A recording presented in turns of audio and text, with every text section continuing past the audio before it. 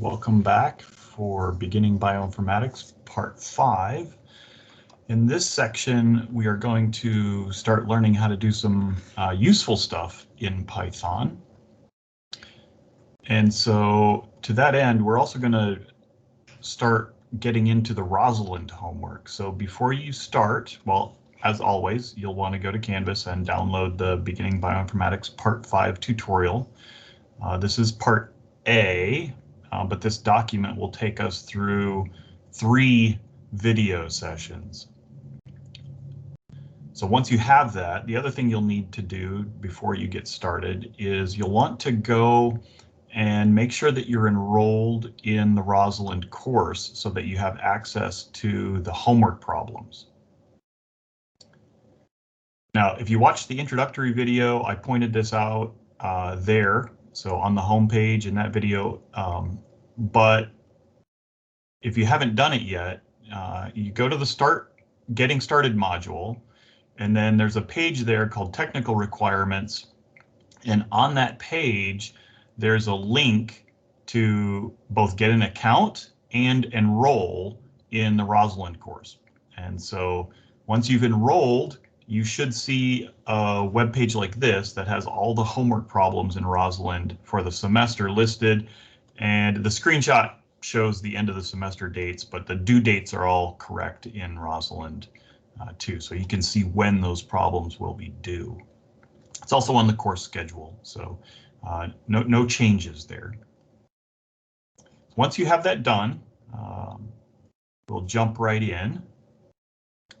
So Python section 10 is the argv command. So this is a command that's going to allow us to get user input from the command line when we execute a command. So let's go first open up Anaconda, and then I'm going to be demonstrating in Spider. And especially for this first section, Spider will be easier because we're going to run something from the terminal that's not so easy in Jupyter Lab. But and then go ahead and start Spider. And when you open Spider, if you've got this temp thing open by default, notice there's no shebang. So I'm just going to close that. And now it opens a blank Python script file that has my shebang there. So that now when we save it, we'll be able to run it pretty easily. Okay. And I'm in my bin folder, so everything is ready to go. Get rid of this. So at the end of part 4, we talked about importing new functions from external modules. So that's what we're going to do to get the argv function. We're going to import that from the sys module. So come over here. And you don't have to put these comment lines in, but again, it's good practice to just sort of get in the habit of doing that. I won't always do it, but in this case, it's easy. I've already got it all written out. So from sys is the module, I'm going to import the argv function. And then the next step is to use those to designate the argv1 and argv2 as variables. The way argv works is that on the command line, when you input a command, so at the terminal, which is where we'll end up running this, right? We're going to name this file calculator.py. So I might as well go to Canvas and save that right now as calculator.py, and it's in my bin folder. Okay, it says I have one already, but we'll replace it. That first text on the line is actually argv0. So when I do calculator .py. That would be argv0. In this little sample script, we're going to ask for two numbers. So we're going to have an argv1 and an argv2. So in the example, I say give it 25 and 7. So this would be, let me blow this up a little bit. That would be like saying argv0, argv1, argv2. So on the terminal or the command line, it's reading those in as a list that you can specify the positions that are going to be given or that you want the program to be given when it's executed. Okay. So the next little line in the text here, this x comma y equals argv1, argv2. This is designating two variables on the same line. You could do them on separate lines if you wanted to. You could say x equals argv1 and then put a new line, y equals argv2. In this case, I'm just going to put them on the same line. You could separate these variables. Python is smart like this. You could do any number of variable specifications like this at the same time. And then finally, we're going to put what we want the program to actually compute in the print statement itself. So we're going to have it print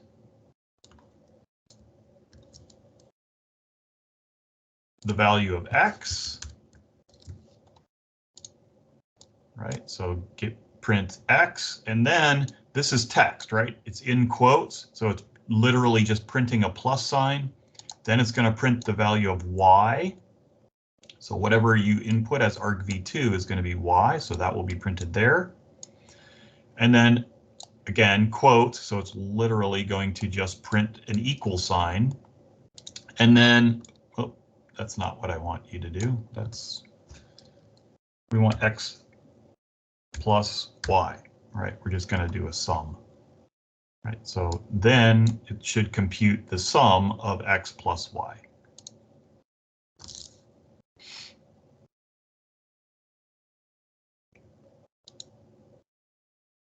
All right, so this is one, because we're going to be getting information from the command line, we can't really run this in the Python console. So I can't just hit the play button and have this work. So what I need to do is I'll save it again. Okay, and then I'm going to come over to my terminal, and I've already written out the command to do this. This is going to fail if I return it though, and maybe you can guess why. There are a couple reasons. Okay. Oh, weird. It worked. Well, I expected it to fail. I guess because my bin directory is in my path, because right now I'm in my home directory. I can tell that, right? It's got my absolute path there. Could cd over to bin. I have my computer set up with bin in my default path. So it went and found that program, even though it wasn't in the directory where I was, and it ran the code.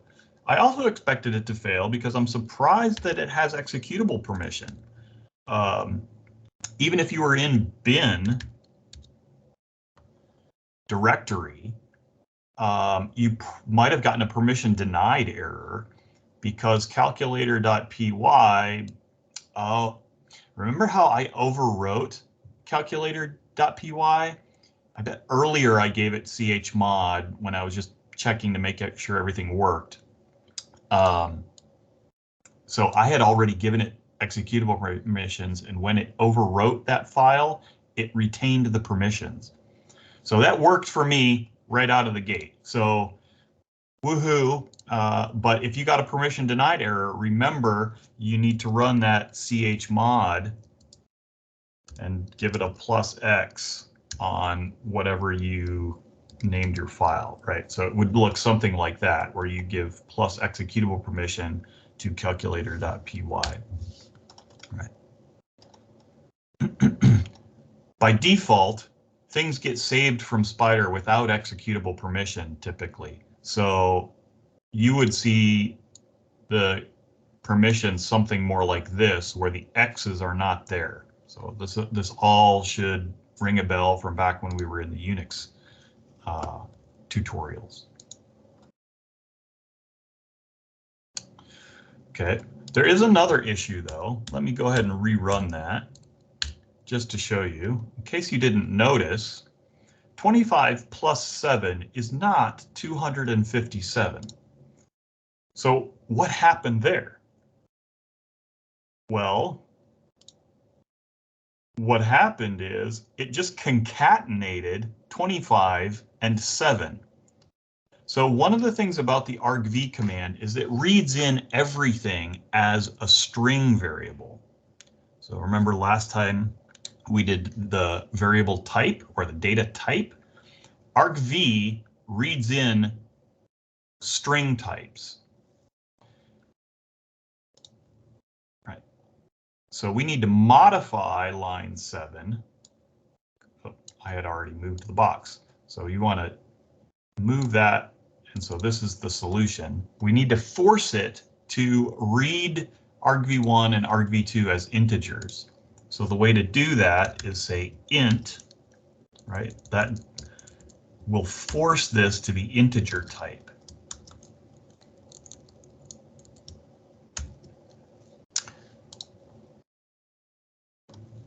Okay, so and we'll save that. And now if we run calculator,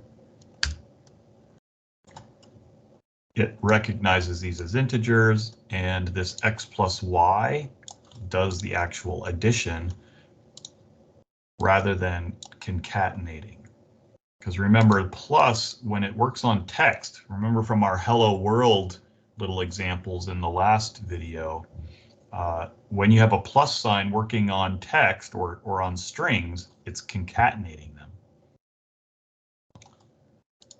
Okay, so good lesson there about how operators work differently depending on the data type. All right, so now let's try a Rosalind problem. I'm going to jump over to Rosalind.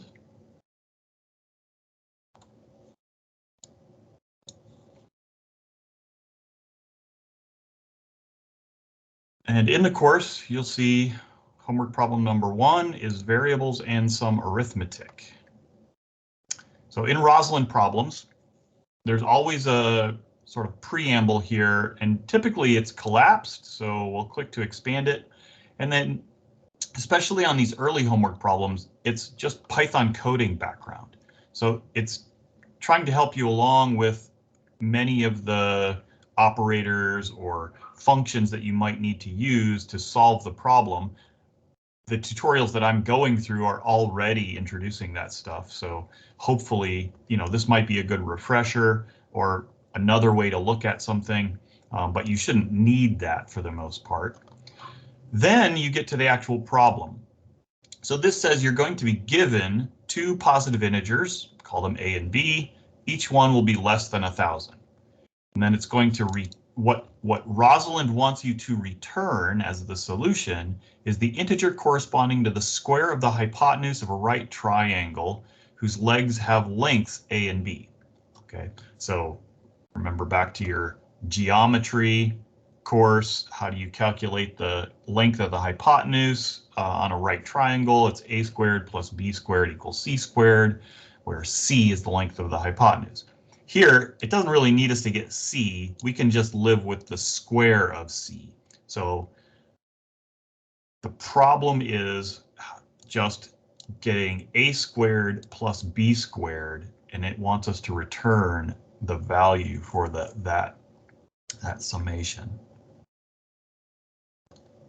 Okay.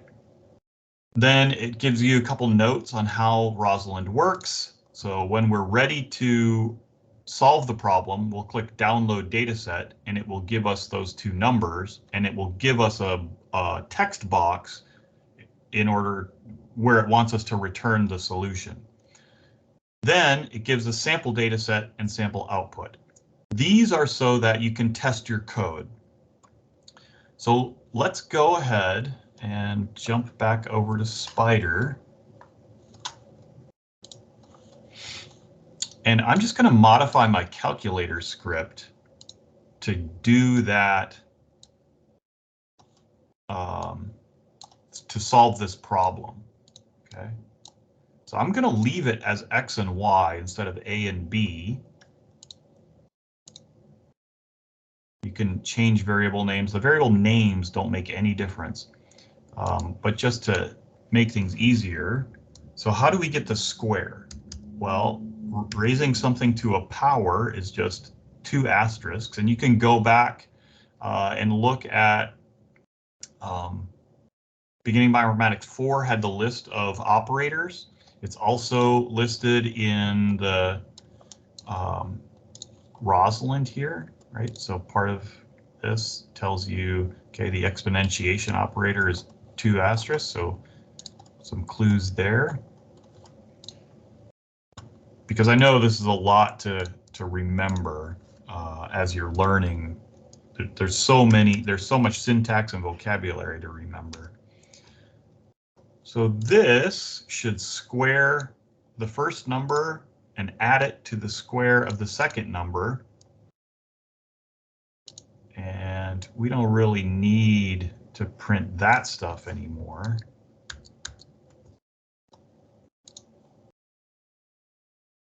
And that should return, so it should print the value of x squared plus y squared. Okay, so I'm going to save that again. We'll go over here and run it. And our example data set in Rosalind is 3 and 5. So I'm going to type 3 and 5 and run my calculator. And it returned 34, so just check. Yes, that matches my sample output. So I think my code is ready to go. So when you think you have the solution, click Download Dataset. And you can see on my browser, it downloaded this file. I can open that in a text editor. So this is what Rosalind downloaded. And these are the numbers it wants me to solve. So I'll go back to my terminal, run this calculator, 860 and 895. So the square of the hypotenuse here is that big old number. So I'm going to copy this and then paste it, right? It says copy your answer here for answer submission. And then I have to upload my code. I've made that mandatory so that I can check that people are writing their code. So I need to go here. It's in my bin folder. And there's my calculator py script. Now, for some of the later homework that has much longer answers, we might want to attach a file. So we'll show in later modules how to output the results. Instead of printing them to the screen, we'll send them to a file, and then you can just upload that file for your homework answer. In this case, it's just easier to copy paste into the box here. So we'll just do that. And we are on a timer.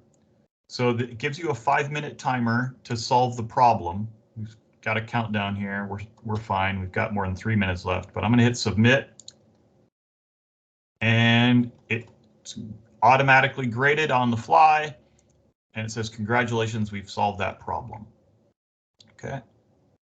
So we solved it on attempt number 1. Now, if you fail, you'll get a red bar. And I think it makes you wait 5 minutes to do another attempt.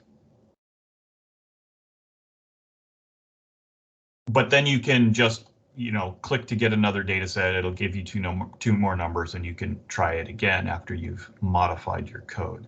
Okay. And as far as the course and the grading, I can see how many attempts you've made, but it doesn't matter as long as you get it correct by the end. Okay.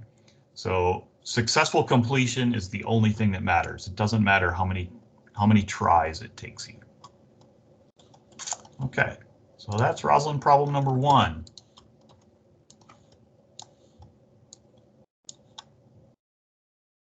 moving on to the second part of this, so P11, let's learn about lists. So lists are a super useful data type in Python. Up to now, we've pretty much just used variables that hold a single value, whether it was a string, an integer, or a float. Lists hold multiple pieces of data. They can even have lists inside of lists. For now, we're just going to do a simple case that has all string elements, but it could be mixed and matched. You could have a string as in one position and an integer in another. It's just a set of, or an array of items that make up a list. In Python, lists are defined by having brackets around them. So in this first example, let's close this and start a new script here. We're going to make a list that has 3 elements in it.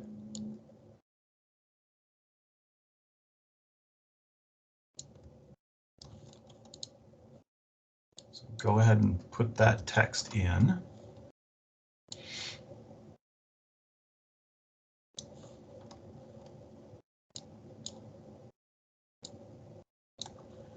So here I've created a list, and the name of the list is my_list.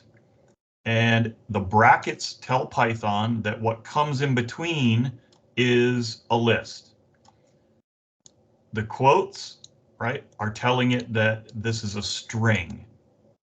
And so my list has 3 strings in it.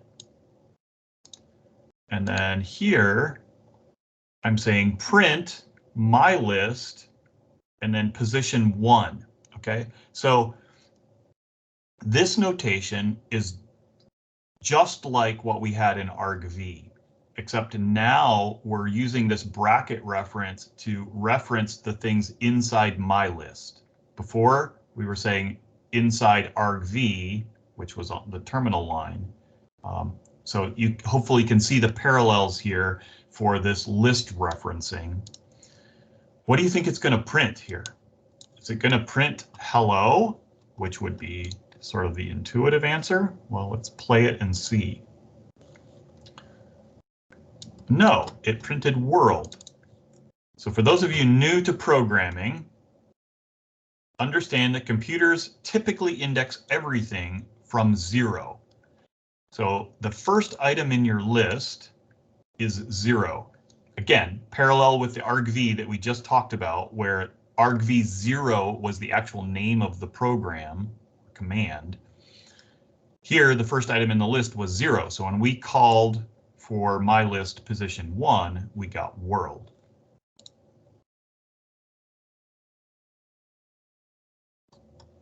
So that's the answer. Lists are indexed starting with 0.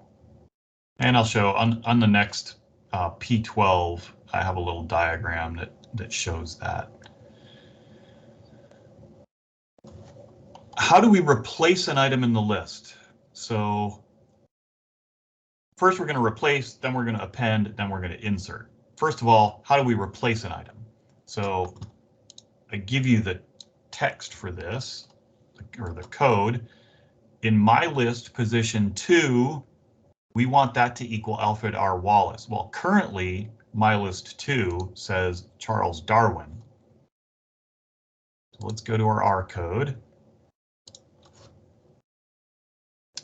I'm going to comment out that line so it won't be read anymore, or it won't be executed anymore. And here I'm going to say my list 2, Alfred R. Wallace, and then print my list. So here it's going to print the whole list, right?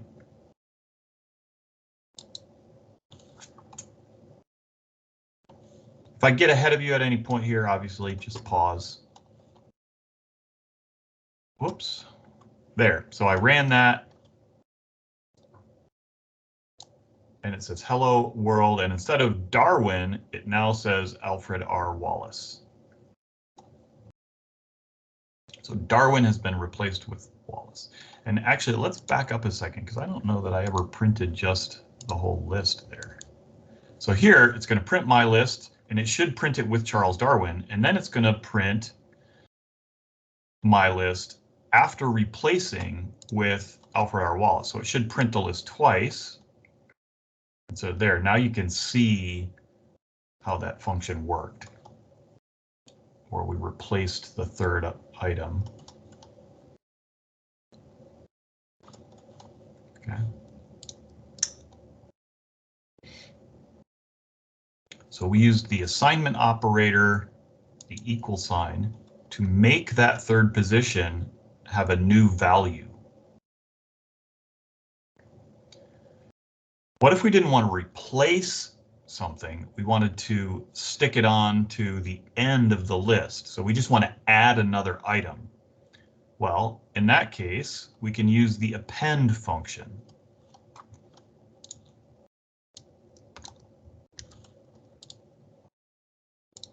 Go here. And I'm not even going to comment those out now because it seems useful. You can see what's happening if I let it print the list every time. So here, let's play after we've now appended Charles Darwin back to the list. So first time we had Charles Darwin, then second thing, we replaced Charles Darwin with Alfred Russel Wallace, Alfred R. Wallace.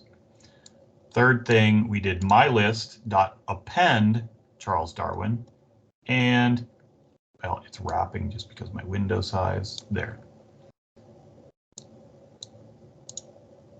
You can see Charles Darwin got stuck onto the end of the list. Okay. No problem. Now, a little more complicated. I'm going to ask you to use Google to figure out how to insert an item at index position 1 in the list. So how do you think you can do that? Figure it's probably something with my list. And then pause it here and try to solve this on your own. So this is the part of trying to teach you to learn how to learn. So a big part of coding, because there's so much syntax to learn, is going to be Googling. So part of this is making you a better Googler. So try to figure out on your own how to insert an item at any position in a list.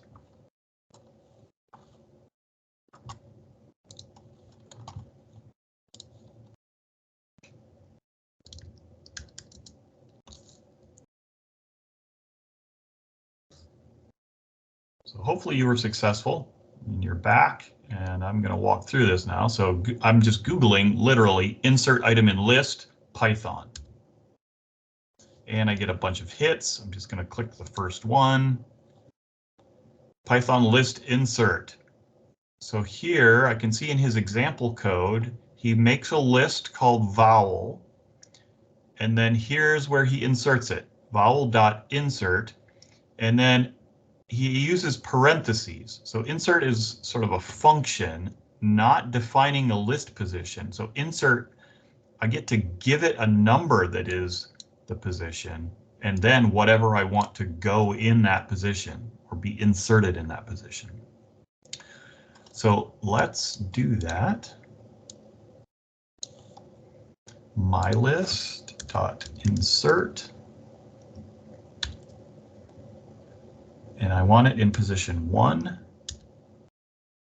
And I didn't really tell you in this example what to put there. So you can put whatever you like. Let's make it a string called new item. All right, and then print my list.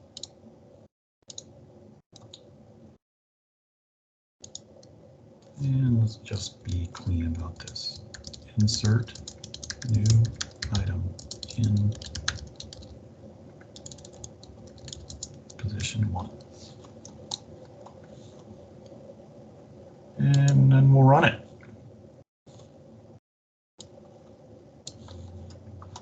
And this is where we cheer when it works. Yay. So you can see hello, and then our new item got stuck at position 1. So you can play around with that if you like. Right? See what happens. How do you stick it at the beginning? Like that. Okay.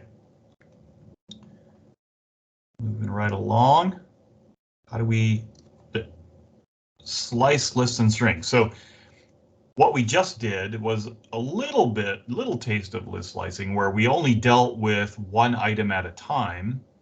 But one of the great things about Python is that it's great at dealing with both lists, but also one of the reasons people choose to adopt Python instead of a language like R or something like that is that it is really good at dealing with strings. So behind the scenes, Python will treat a string just like a list, where every character in the string is an item in the list. So we're going to take advantage of that in part of this module. But like I said a second ago, this diagram shows you how Python is viewing a list. And in this case, it's the list from the previous section, P11, where we had hello as index 0, world index 1, Alfred R. Wallace 2, and Charles Darwin 3. That was obviously after we appended Charles Darwin.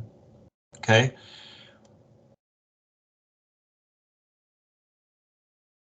What if we wanted to get multiple items out of this list? Well, Python makes that easy by just designating a range of values in the list.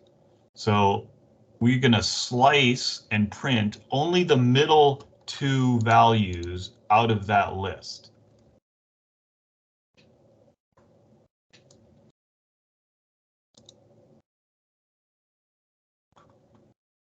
So how do we do that? Well, let's take this. And because I'm working from this list, I'm actually going to get rid of this insert part so that we're dealing with, let's run that. We're just dealing with this list at the end here that has hello world, Alfred R. Wallace, Charles Darwin. Now, what if we want to print just the middle 2 words? We index 1, 2, and this is the key part. I have 3 right there because the endpoint of slices in Python are not inclusive. So when you designate A:B, whatever the number B is, the item there is not included. So if you think about this list, if we need to print world and Alfred R. Wallace, we can't put 1:2 because 2 will not be included. So let's go ahead and print my list 1 to 3. And you see it printed world Alfred R. Wallace. And just to, show you what happens if you do it the intuitive way. If you said, I want just items 1 and 2, and that's what you put there, it only gives you world. So that is something to be aware of. It's the cause of lots of coding errors, bugs, if you will. As we get more and more complicated and we put these kind of slices into loops and things, always remember that list slicing notation, the second number is not inclusive. And then, as I mentioned, Python treats strings just like lists. So we're going to create a string called Hello World Charles Darwin Alfred R. Wallace, and then just try to print Hello World by slicing that string in the same way we slice the list. So I'm going to, let's close that and start a new one. I don't need to save that. You can save that. It's probably good if you save that just as something for you to go back to and refresh. I already have a copy of it saved, so I don't need to save that again.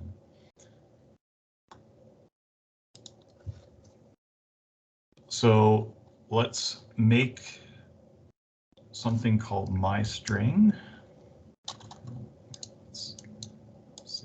You can pause and copy paste or type that in. So our string there, I pasted it in.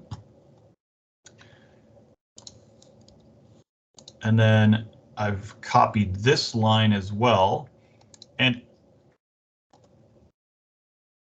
I've already counted out. So what you have to do is count out how to get hello. It's 1, 2, 3, 4, 5. Okay. And that, I would say, may give us an error. Let's see. 0, 1, 2, 3, 4. Oh, I see. I just counted wrong in my head there. Right. Hello is 0, 1, 2, 3, 4. So the O is 4. We designate 1 to 5 so that we get the O. Right. So if you type it in just like it shows in the tutorial, you should get hello space world.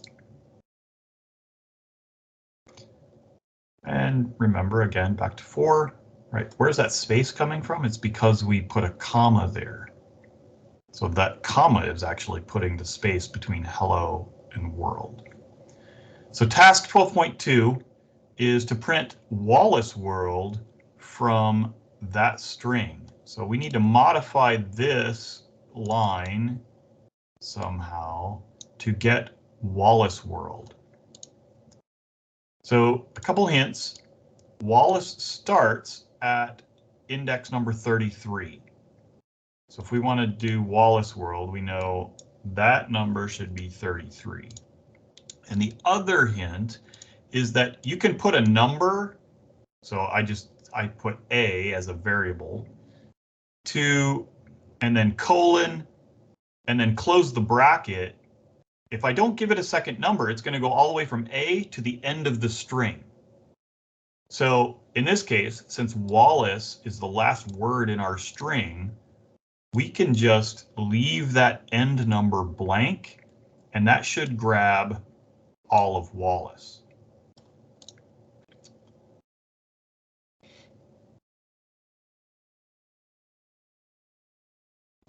That works the other way as well, where if you don't give it a first number, it will start at the beginning and go all the way up to the number that you give it. Okay. Although remember, it's not inclusive, so that's going to go all the way up to B minus 1. So in this case, we're trying to get Wallace world. World is staying the same, right? That's 5 to 10, same word. So we can just leave that there. Let's play this and see if we got it right. So in fact, yes, it printed Wallace world.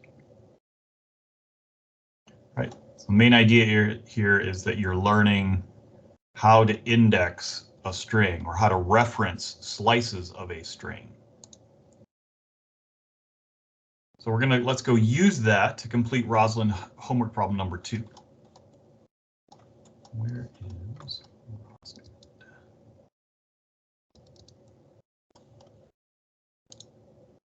There we go.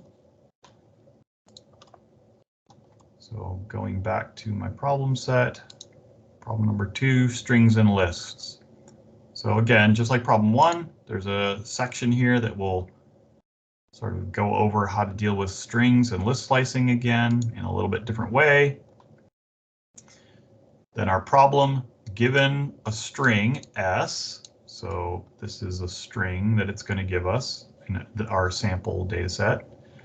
It has at most 200 letters and 4 integers it's going to give us. So see, it gives us 1 long string and then 4 integers. I'm just shrinking this just so sometimes it's not clear. Like in this case, this is all 1 line, and I can tell because when I shrink in my window, it wraps, and the size of the window determines the size of the lines. So yeah, that's 1 line of text, and then the second line has 4 integers in it. What it wants us to do is slice the string from index A to B and C to D with space in between, inclusively, which means it wants the value of A and B, and it wants the value C and D, or whatever's in the list at those spots. That's why it's saying get that inclusively. All right, so we want string with item B and string with item D in our slice. Now this is very, like, it's confusing, right? Because it's saying it wants that value, but we know that by default, Python is not inclusive. So in our code, it's not going to look like that. But let's do it. Okay. I'm going to say it's going to give us A, B, C, D equals, let's go with the sample data here, A 22, B 27, C 97, D 102. All right, so here in the string, we want from A to, I'm going to say B right now, but hopefully you already know that that's not going to be correct. I'm just going to do it to demonstrate what happens.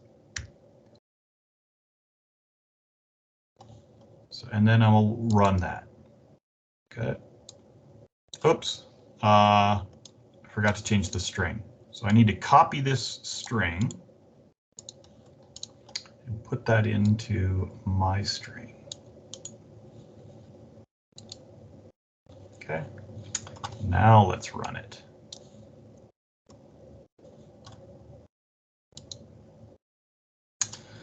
Okay, and you see the output was humped, dumped, and the sample output it wants is Humpty Dumpty. Right, so hopefully you already recognize the problem, right? Because this is not inclusive, we can just say go to B+1 and go to D+1, and now it will actually get the value that's in B and in D because, right, it's going to change this to 28. And it's going to change that to 103. So there we go. We got Humpty Dumpty. All right, so this code should work no matter what string we get or what numbers we get. So let's download the data set. So it sent us this file here.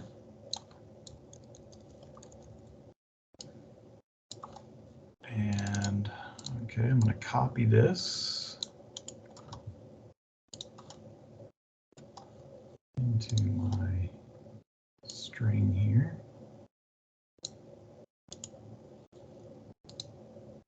So now I've got the new string there. And my numbers are 81, whoops, 93, 157, and 164. All right, and then I'll play it. And this is the output it gave me. It looks like a species name to me, so hopefully that's right. Copy that into our answer submission. Upload our, whoops, I haven't saved it. Let's save this. I'm going to call it Rosalind 2. Save. So now I'm back on the website. It's asking me for a file name. So there's Rosalind 2 now. So, and then I will submit. Hey, congratulations, we got that one right. Again, if you get it wrong, no big deal. Wait 5 minutes, modify your code, try it again. Okay. Only matters that you eventually get it right.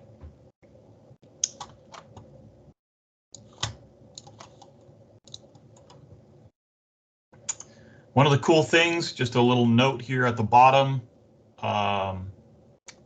is that not only can you define the start and the stop when you're slicing lists or strings, you can define the step size. So you can actually have 3 numbers separated by colons that will jump, you know, if you put a 2 there, it will go every other one.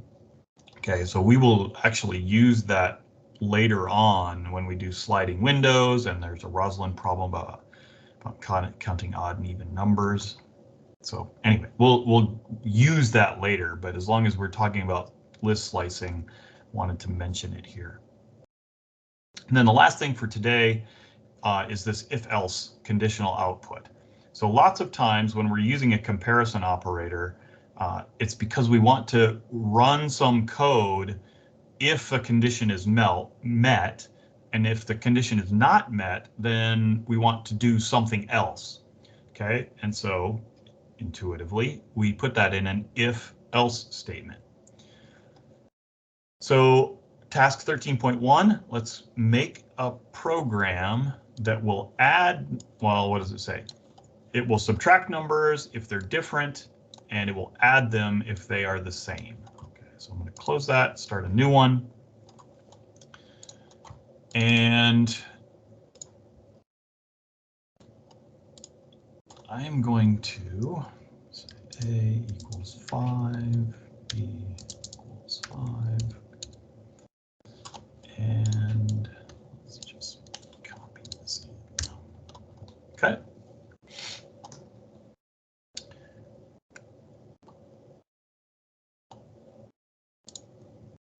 And what you see here, so we say it says if A is not equal. So you can go back to 4 where I have the operators all defined, beginning Bioinformatics tutorial 4, where the operators are defined. And this exclamation point equal is the operator to test if things are not equal to each other. So this is testing, is A not equal to B? And then you have to have a colon on the end of that if statement line. After the colon, things have to be indented. Okay. So you'll hit colon, and then Spider is smart. After the colon, it will automatically, so what I did there is after that colon, I hit enter, it knows to indent. Okay. So my print statement to subtract, right? If this is true, right, they're not the same, I want it to subtract. So it's going to print that answer. If this is false, it's going to go down here to the else statement, and I don't need to test anything because if it's not equal, if it's not the same, then that must mean it is the same, and then we'll just print the sum of those two numbers. Okay, so let's run this and see if it works. So the output was 10 because they are the same. So this was false, came down here and printed the sum. But if we change this, make that a 7. So now this should be true and it should print the difference. -2. So indeed, it did A minus B because the if was true. Now, if you didn't want it to do anything, like you just want to test if it's the same and subtract if they're different, like I just want to do something if this condition is met. You don't have to have an else statement. So if I comment those out, or I can just delete them, I can still run this. And I get -2, right? Because it was true and it just ends. If I go back and put that as a 5 and run it, it didn't give an error. It just didn't do anything, right? Which is fine. That's what we wanted in this case. So the else is not necessary. You can have an if and then do something. And if the if is not true, it will just go on and do the next thing. In this case, there is no next thing, so it just ends the program.